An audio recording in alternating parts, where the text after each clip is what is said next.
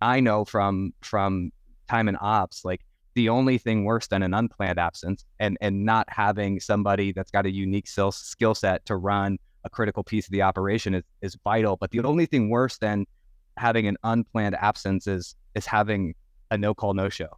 Like, is he about or she about to walk through the door and everything's about to change, or can I expect or plan or go dust get the dust off of the person who hasn't run that piece of equipment in a while and get the techno workflow up on the screen for them to work through. Like that level of communication just changes operations uh, considerably, having that foresight for sure. So and that's kind of the question here. So help walk through kind of what life was like before and what life is like now. I think that was a really good kind of myopic or specific example.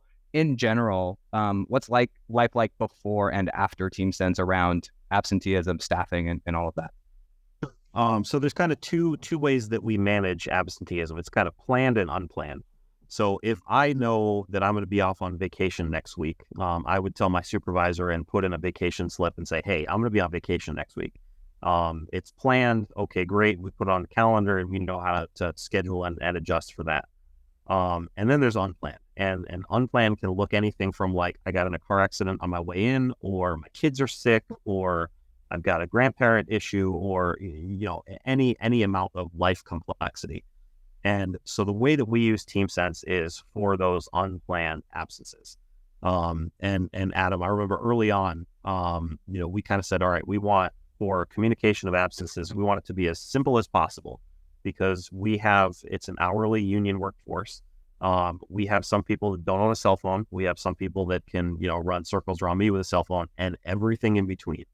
So the beauty of TeamSense is if you're comfortable with a cell phone or smartphone, it's a piece of cake.